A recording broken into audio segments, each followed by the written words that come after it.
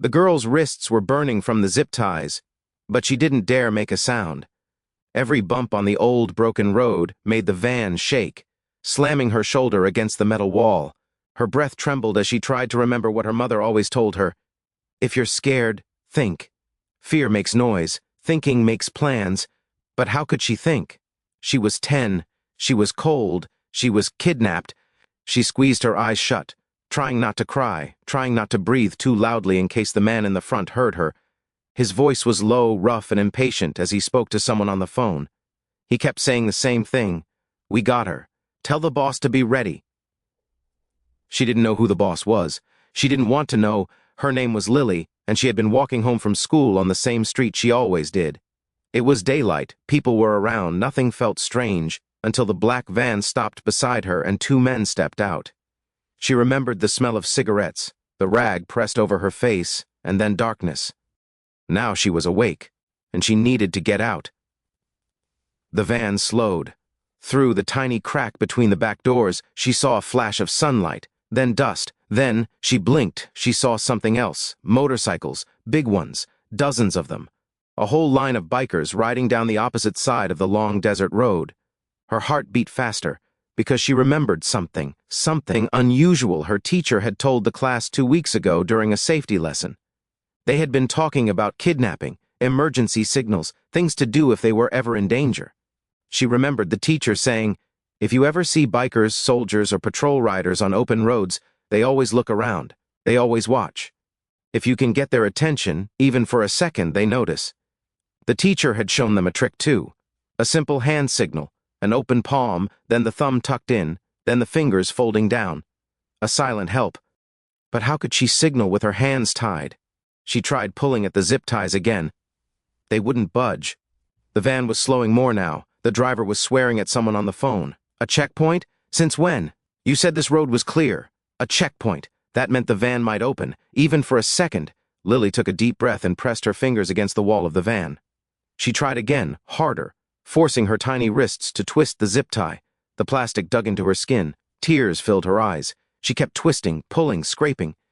Suddenly, snap. One side of the tie broke. She gasped quietly. One hand was free. The van bumped. The motorcycles drew closer. She heard the deep rumble of engines now, a steady thunder shaking the air, the kind of sound that made grown men pause. And for a moment, the side door of the van rattled, as if the driver hit a rut. The second zip tie slipped off. She didn't know how. Maybe luck, maybe desperation. But both hands were free. She crawled toward the back doors, heart pounding so hard it felt like it might crack her ribs. She pushed her fingers into the thin space between the doors. Dust and wind hit her face. The road blurred by. The biker convoy was only a few meters away now. They were rough-looking, tattooed, leather-vested men with steel in their eyes. But her teacher had said something else too. Sometimes the people who look the scariest are the ones who don't hesitate when someone weak needs help. Lily pushed her little hand out through the crack, just for a second, hoping someone was watching. One biker glanced toward the van. She opened her palm. She tucked her thumb. She folded her fingers. Help. The biker's eyes widened. His head whipped back toward her. Then he slammed his boot down, revving his engine, speeding toward the van with terrifying urgency.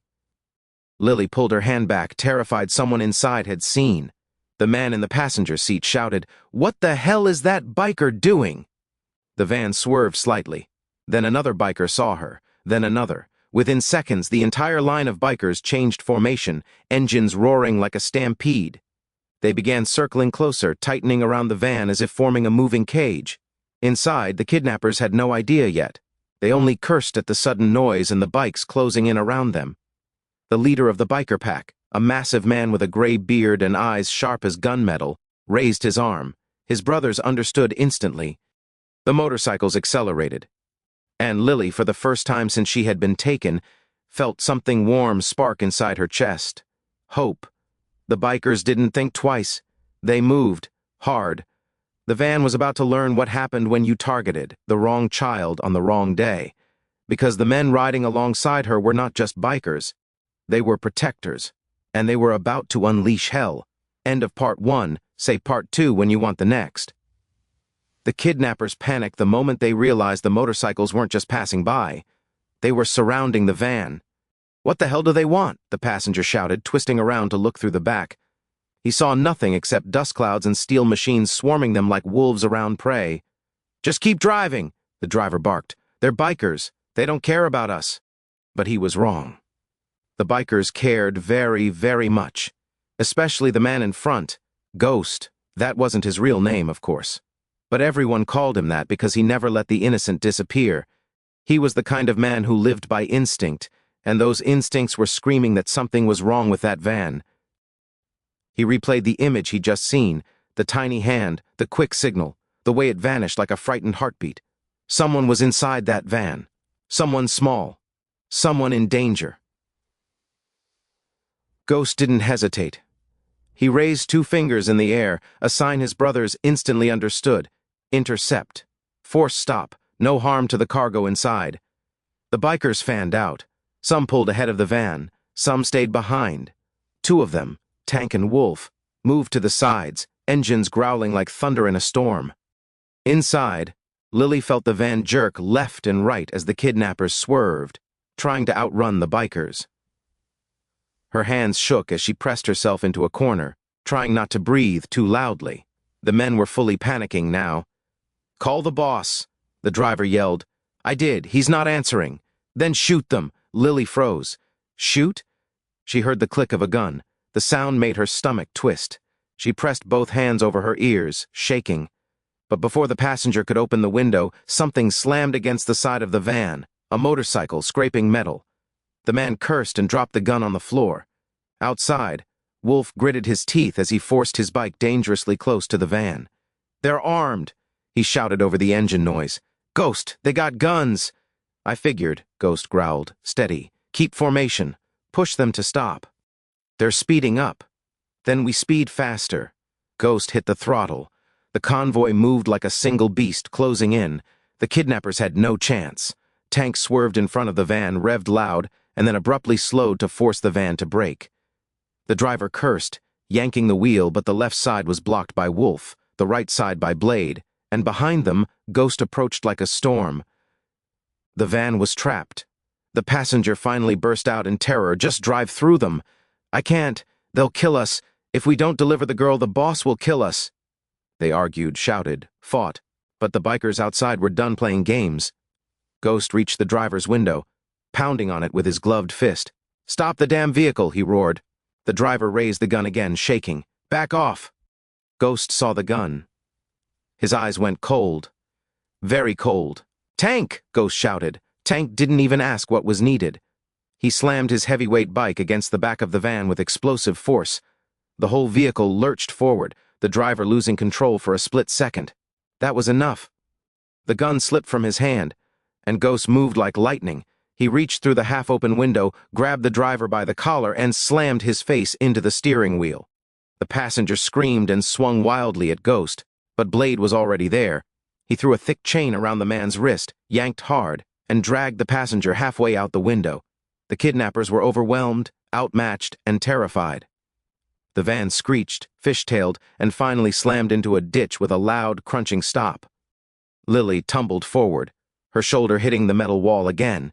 Pain shot through her arm, but she didn't cry. Not this time, because she heard the van doors rattling. Someone was outside, someone strong, someone forcing the lock. "Stand back!" a deep voice called from outside. She crawled away from the doors. 1 second later, they burst open. Dust swirled in the air. Sunlight flooded in.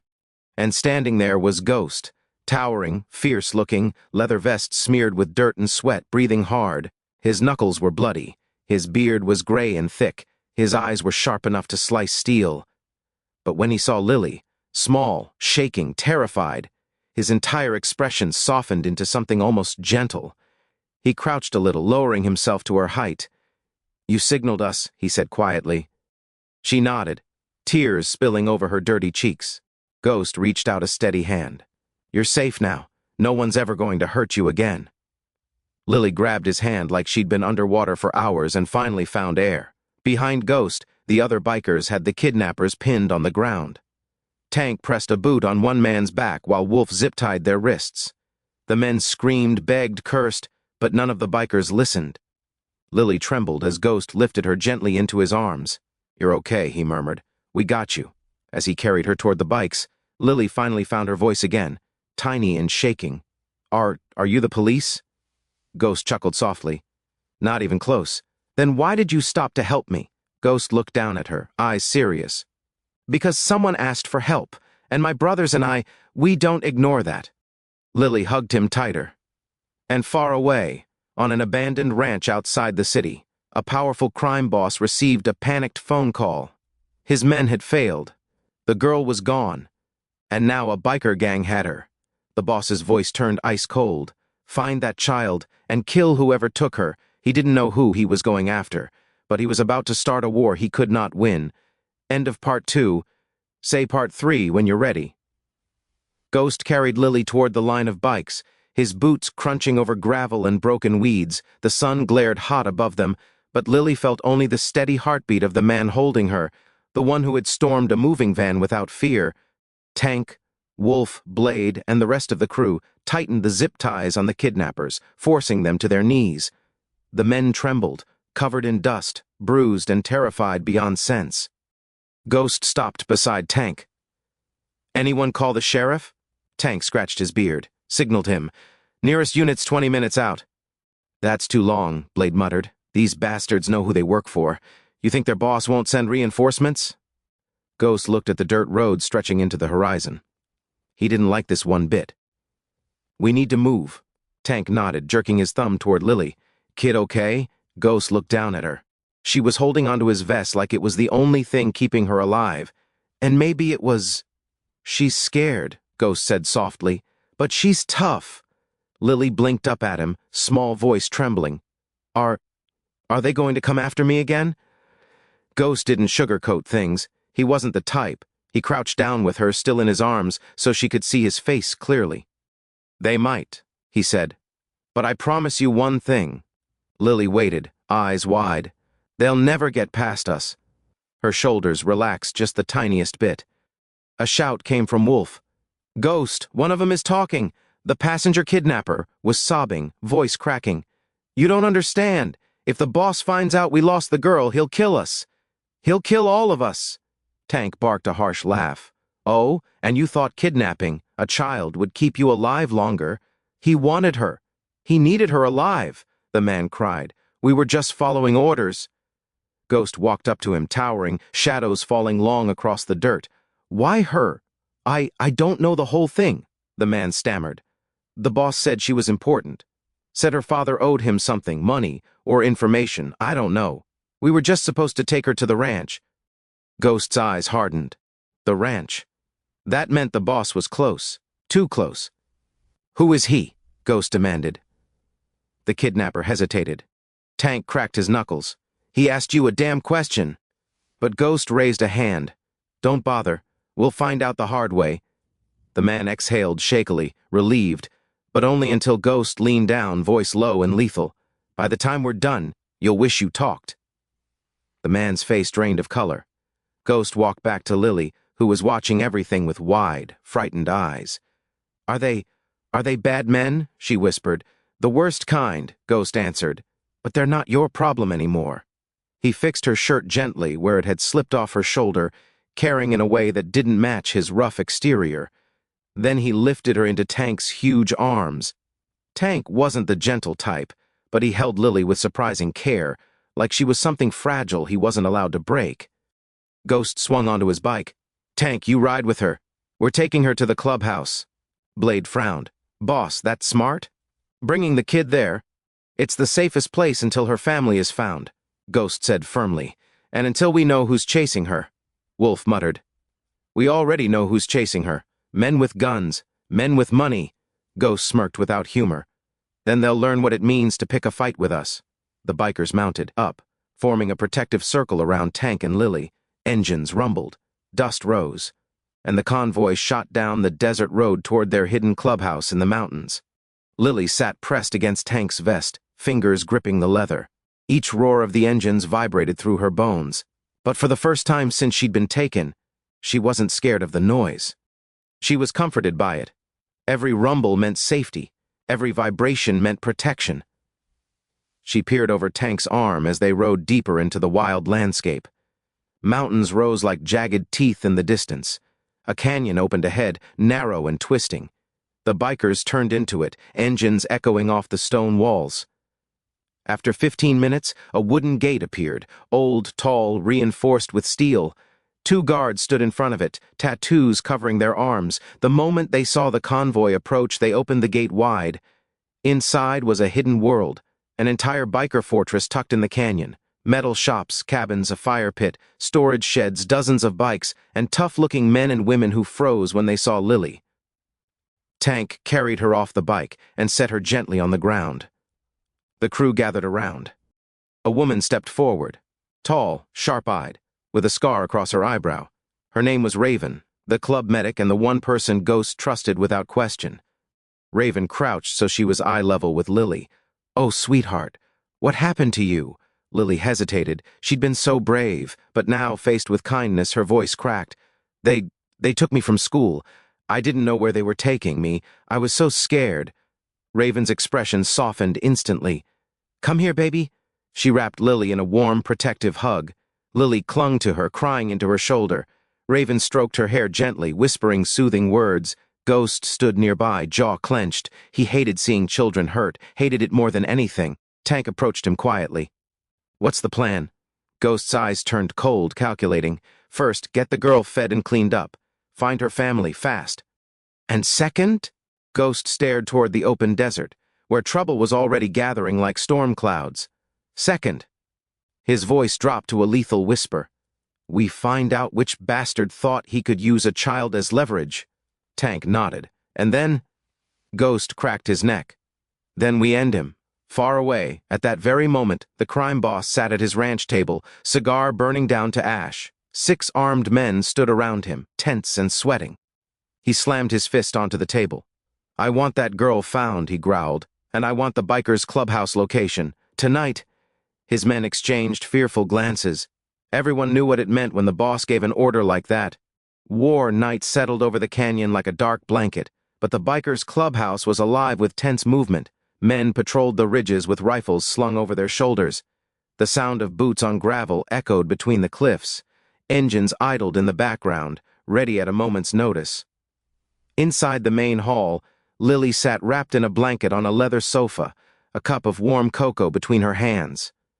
Raven had cleaned her up, bandaged the bruises on her wrists, and found her clean clothes that were a little too big but soft and comfortable. Lily didn't speak much. She sat quietly, eyes darting to every sound outside. Each engine rev made her flinch. Ghost watched her from the doorway, his chest tightened. He'd faced shootouts, bar fights, knives, and ambushes, but nothing hit him harder than the sight of a terrified child trying not to cry. Raven walked over to him. "She's calming down," she whispered, "but she keeps asking about her parents." "We get anything from the sheriff?" Ghost asked. Raven shook her head. "No ID match yet. No missing person report filed. Nothing." Ghost cursed under his breath. "Then the kidnappers weren't lying. Her family is mixed up with someone dangerous." Raven placed a hand on his arm. "Be careful, Ghost. Whoever wanted that little girl didn't send amateurs." Before Ghost could answer, Tank burst through the front door, face grim. "They found us." Ghost straightened instantly. "How many?" 3 SUVs heading down the canyon road, heavily armed. Raven's stomach dropped. "The girl." "I'm on it," Ghost said. "Get her to the bunker." "Now." Raven rushed over to Lily, gently placing her hands on her shoulders. "Sweetheart, we're going to take you somewhere safe, okay? Everything's fine. Just come with me." Lily nodded shakily. Ghost stepped outside into the cool night. The moon cast a pale glow over the canyon cliffs. Shadows moved along the ridge as bikers took positions behind rocks, weapons drawn, waiting. Tank jogged up beside him. "Boss, this is bad. These aren't street thugs. These are mercs." Ghost's jaw clenched. "Then we show them they picked the wrong canyon." The sound of engines echoed through the canyon. Deep, powerful, expensive engines, the kind used by men who didn't lose battles. 3 black SUVs rolled into view, headlights slicing through the darkness. They stopped near the open area in front of the gate. Doors opened. Men in tactical gear stepped out. Helmets, vests, rifles, the whole setup. Their leader emerged last, a tall, lean man with a scar across his cheek and eyes like stone. He moved like he owned the night. Ghost recognized him immediately. Vargo. The crime boss wasn't just a criminal. He was the kind of man whose name you didn't speak unless you wanted trouble. Vargo walked a few steps forward, hands casually behind his back. "Evening, Ghost," he called. "Strange place to find a little girl, don't you think?" Ghost stepped forward slowly but with lethal confidence. "Strange thing, Vargo? You lose something?" Vargo smiled thinly. "You know exactly what I lost. A child who belongs to me. She doesn't belong to anyone." Ghost growled. Vargo shrugged. "Her father owed me money, a lot of it. He disappeared. The girl was collateral." Ghost's knuckles flexed. "You think a child is leverage?" "In my world," Vargo answered, "everything is leverage." Ghost took another step closer. Not this time. Behind Ghost, bikers spread out, forming a silent wall of steel and muscle. Their presence alone could shake anyone's confidence, but Vargo didn't blink. "You have something of mine," Vargo said. "Give her back and I'll leave peacefully." "And if I don't?" Ghost asked. Vargo smiled again, colder this time. "Then my men will tear this canyon apart." Ghost leaned forward slightly. "Try it." The tension snapped like a live wire. Vargo raised his hand. His mercenaries lifted their rifles. Ghost's bikers cocked their guns in response. The canyon air trembled. The kind of stillness that comes right before chaos explodes. But before anyone pulled a trigger, a small voice echoed behind them. "Ghost?" The entire canyon froze. Vargo's eyes darkened with triumph. Behind a truck, Lily stood with Raven, gripping her blanket with trembling fingers. She looked terrified, but she had stepped out anyway. Ghost's heart dropped. "Raven, get her back!" But it was too late. Vargo smiled like a predator. "There she is!" Ghost stepped in front of Lily instantly, shielding her with his entire body. His voice dropped to a dangerous rumble. "You're not taking one step toward her." Vargo tilted his head. "Move, Ghost. She's not your concern." Ghost didn't budge. "She made herself my concern when she asked me for help." Vargo waved his fingers. His men aimed at Ghost. The bikers aimed at Vargo. Raven pulled Lily close, shielding her with her own body. Ghost breathed slowly. He knew one wrong move would start a massacre. Then, a different sound filled the canyon. Motorcycles, dozens of them, approaching fast. Ghost glanced back in confusion. "Who the hell?" Tank grinned. "Back up." Another biker chapter, the Black Reapers, roared into the canyon, engines screaming, tires throwing dust everywhere. They lined up beside Ghost's crew, forming a massive wall of chrome and fury. Vargo's smirk vanished. Ghost exhaled, relief mixing with fire. "You're outnumbered, Vargo." Vargo scowled. "This isn't over." He motioned for his men to back away. "This child will be mine. You can't hide her forever." Ghost took one step forward, voice deep and deadly.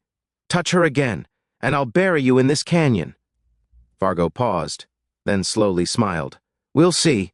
He climbed into his SUV, doors slamming shut. Engines roared as the convoy reversed and tore out of the canyon, disappearing into the night. Silence fell. Tank let out a breath. Well, that went better than expected. Ghost didn't respond. He turned around, and Lily ran straight into his arms. "Ghost!" she cried, shaking. "He said he wants me. He won't stop." Ghost lifted her easily, holding her tight against his chest. "Listen to me," he whispered fiercely. "I don't care who he is. I don't care how many men he has. As long as you're with us, no one, and I mean no one, will touch you." Lily sobbed into his shoulder. Raven wiped her eyes, emotional despite herself. Tank looked away, pretending he wasn't choked up. Ghost held Lily until her breathing steadied. Then he looked at his crew, voice firm. "We're taking her home. We're finding her family, and we're ending this." But what Ghost didn't know yet, what none of them knew, was that Lily's father wasn't missing. He was coming, and he was bringing a storm bigger than Vargo could ever imagine. The war had only begun.